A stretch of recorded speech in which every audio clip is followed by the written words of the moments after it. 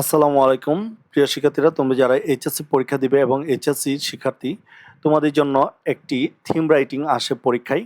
এই theme writing থেকে যদি তুমি পরিপূর্ণ নাম্বার ফুল মার্কস পেতে চাও, তাহলে কিন্তু এই ভিডিওটি তোমার জন্য।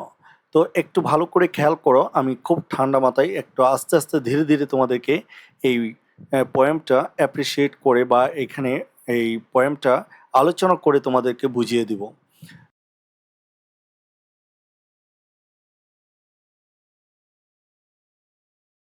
তোমার কম হলেও তুমি ৭ নাম্বার এখানে পাবে। তো তোমরা এখানে দেখো একটি কবিতা নিয়েছি, সেটি হচ্ছে I died for beauty. So I died for beauty, এবং এর আগের যে আরেকটি এই চ্যানেলের মধ্যে আমি ভিডিও দিয়েছিলাম সেটা ছিল শি ওয়াকস ইন বিউটি, তোমরা প্রয়োজনে ওটাও দেখে নিবে। তো আই ডাইড ফর বিউটি এই কবিতাটি লিখেছেন এমিলি ডিকিনসন। তো এমিলি ডিকিনসন সম্পর্কে একটি মজার তথ্য হচ্ছে, এমিলি ডিকিনসন তার জীবদ্দশায় প্রায় ৪০০-র মতো ছোট ছোট কবিতা লিখেছিলেন, কিন্তু মারা যাওয়ার পর তার ভাই তার ড্রয়ারের মধ্যে খুঁজে পেয়েছিল এই কবিতাগুলো। কিন্তু যখন সে জীবন্ত অবস্থায় ছিল, তখন কিন্তু এই কবিতাগুলো সম্পর্কে কেউ কোনো কিছু জানতো না। তো এরপর পাবলিশাররা এই কবিতাগুলো পেয়েছে তার ভাইয়ের মাধ্যমে, এবং পেয়ে দেখলো যে আসলে খুবই গুরুত্বপূর্ণ কবিতাগুলো লিখেছিলেন এই এমিলি ডিকিনসন। এমিলি ডিকিনসন হলো মহিলা কবি, এবং সে এখানে তোমরা দেখতে পাচ্ছ, Emily Dickinson was born on December 10, 1830. She was an American poet, unrecognized in her lifetime. Dickinson is known posthumously for her innovative use of form and syntax. তার যে গঠন এবং বাক্যের যে বিন্যাস, এর জন্য খুবই নাম করা ছিল। আর এমিলি ডিকিনসন একটা কিডনি ডিজিজে মারা গিয়েছিল। যাই হোক, আমরা একটু কবিতায় আসি। So I died for beauty and was cards adjusted in the Tom. বলছে আমি মারা গিয়েছিলাম সত্যের জন্য, সৌন্দর্যের জন্য, সরি, বাট ওয়াজ কার্ডস, এবং খুবই ভয় পাচ্ছিলাম। কেন ভয় পাচ্ছিলাম? অ্যাডজাস্টেড ইন দ্য টম, এই কবরের মধ্যে অ্যাডজাস্ট করতে আমি ভয় পাচ্ছিলাম। When one who died for truth was lain in an adjoining room, যখন আরেকজন মারা গেল, পাশের যে কবর, অ্যাজয়নিং রুম, পাশের কবরে তাকে শায়িত করা হলো। সে মারা গিয়েছিল সত্যের জন্য। আমরা জানি যে জন কিটস একটা কথা বলেছিল যে কি, beauty is truth, truth beauty, অর্থাৎ যা সত্য তাই কিন্তু সুন্দর। সো এই কথাটাই সে এখানে প্রকাশ করেছে। তবে আরেকটি থিম সে এখানে দাঁড় করেছে। হ্যাঁ, সো এটা আমরা একটু খেয়াল করে দেখব। যাই হোক, এই কবিতার মধ্যে বলা হচ্ছে যে একজন মারা গিয়েছে সৌন্দর্যের জন্য, আরেকজন কিন্তু মারা গিয়েছে সত্যের জন্য। তো দুইজন মানুষ মারা গিয়েছে এবং পাশাপাশি কবরে শায়িত আছে। হি কোয়েশ্চনড সফটলি হোয়াই আই ফেল্ড। তা সে, আরেকজন যে মানুষটি পরে মারা গিয়েছে, সে জিজ্ঞাসা করলো কেন আমি মারা গিয়েছি, অর্থাৎ কেন আমি ফেল্ড করেছি, অর্থাৎ আমার কাজে আমি কেন ফেল করেছি, ব্যর্থ হয়েছি। ফর বিউটি আই রিপ্লাইড, আমি বলেছিলাম যে আমি আমার কাজে ব্যর্থ হয়েছি বা মারা গিয়েছি কেন, সৌন্দর্যের জন্য। And I for truth, the two are one, we brethren are, we brethren মানে হচ্ছে ব্রাদার্স, আমরা হচ্ছে ভাই ভাই। এখন সে বলল ঠিক আছে, আমরা হচ্ছি ভাই ভাই, কারণ তুমি মারা গিয়েছ সৌন্দর্যের জন্য এবং আমি মারা গিয়েছি সত্যের জন্য। তাহলে দুটো একজন আরেকজনের পরিপূরক এবং একজন আরেকজনের ভাই, মানে হচ্ছে দুটোই লাগবে একটা মহৎ কাজ করতে গেলে। And so as kinsman met a night we talked between the rooms, এবং আমরা আত্মীয় হিসেবে এক রাতে আমরা দুজনেই পাশাপাশি রুমে কথা বলেছি। Until the moss had reached our lips, শ্যাওলা যতক্ষণ না পর্যন্ত আমাদের ঠোঁটে এসে, and covered up our names, আমাদের নামগুলোকে ঘিরে ফেলে। অর্থাৎ এইখানে এই লাইন থেকে কিন্তু আমরা একটা সত্য খুঁজে পাচ্ছি। সেটা কি?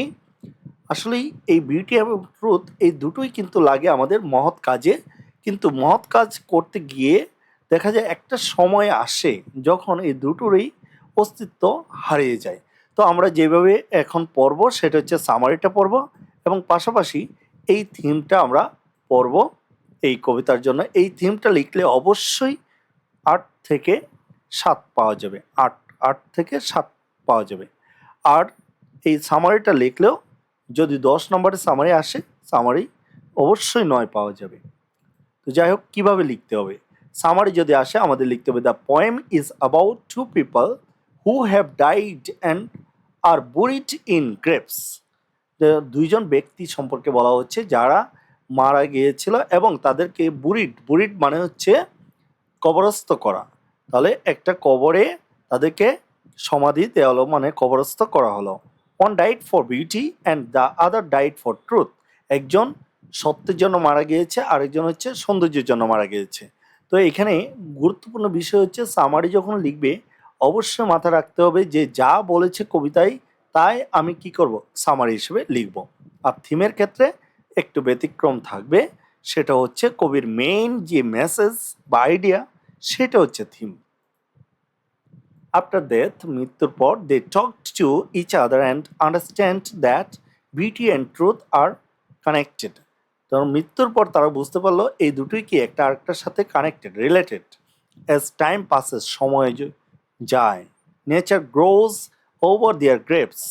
এই যে তাদের কবরের উপরে, হ্যাঁ, নেচার আস্তে আস্তে কী করে, হ্যাঁ, দেখা যায় বিভিন্নভাবে এখানে শ্যাওলা জমায়, তারপর ঘাস হয়, অ্যান্ড বিকাম সাইলেন্ট, এবং আস্তে আস্তে এটা কী হয়, সাইলেন্ট হয়ে যায়। This shows that everything in human life is temporary. এটা দেখাচ্ছে যে আমাদের জীবনের সব কিছুই কি টেম্পোরারি। টেম্পোরারি মানে কি, অস্থায়ী।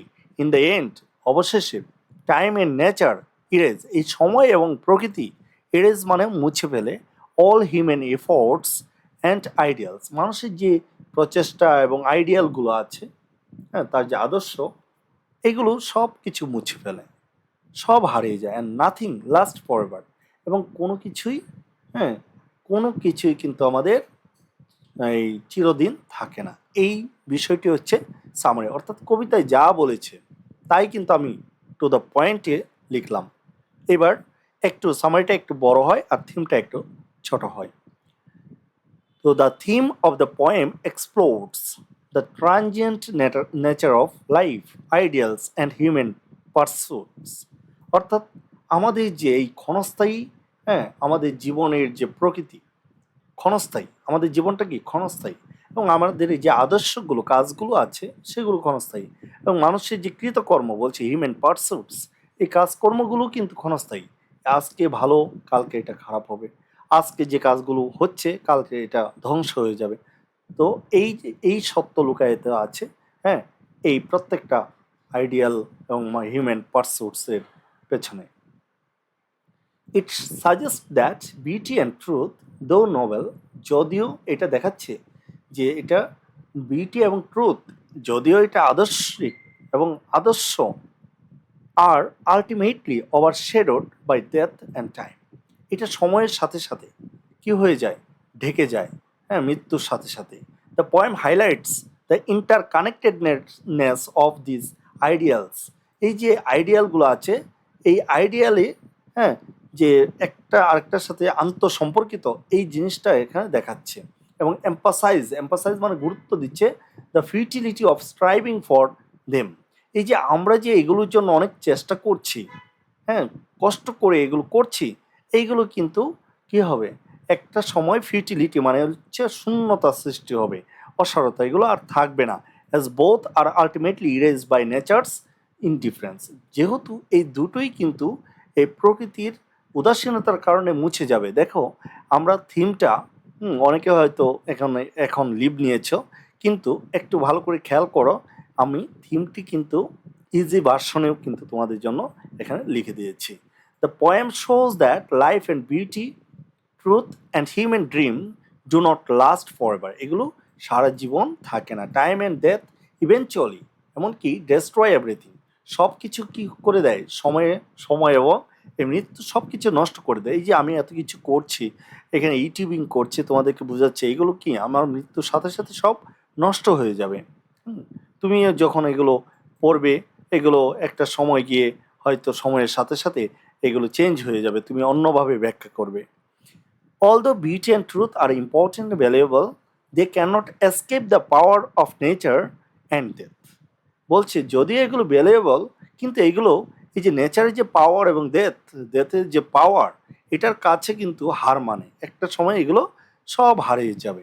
দ্য পোয়েম টিচার্স, এটা কি শিক্ষা দিচ্ছে? দ্যাট অল হিউম্যান অ্যাচিভমেন্টস, এই যে মানুষের সমস্ত যে প্রাপ্তিগুলো আছে, যা সে অর্জন করছে, আর টেম্পোরারি, এগুলো কি ক্ষণস্থায়ী, and will one day disappear, এবং একদিন এগুলো হারিয়ে যাবে, অদৃশ্য হয়ে যাবে। এটা হচ্ছে থিম। তো দুইভাবেই তোমরা লিখতে পারো। এর আগের ভার্সনটা একটু কঠিন, তো এটা একটু সহজ করে দেয়া। তো এটা লিখলেও এগুলো দুইভাবেই লিখতে পারো, দুইভাবেই হ্যাঁ তুমি ফুল নাম্বার পাবে। তো আশা করি যদি তোমাদের কবিতাটা পড়ে বুঝতে একটু অসুবিধা হয়, তাহলে বারবার দেখবে। আর কোনো কোনো অংশ যদি না বুঝতে পারো, বা আরও অন্য কোনো কবিতা তুমি যদি জানতে চাও বা শিখতে চাও, তাহলে অবশ্যই কমেন্ট করবে, এবং ভালো লাগলে লাইক কমেন্টস শেয়ার করবে। তো সবাই ভালো থেকো। আসসালামু আলাইকুম।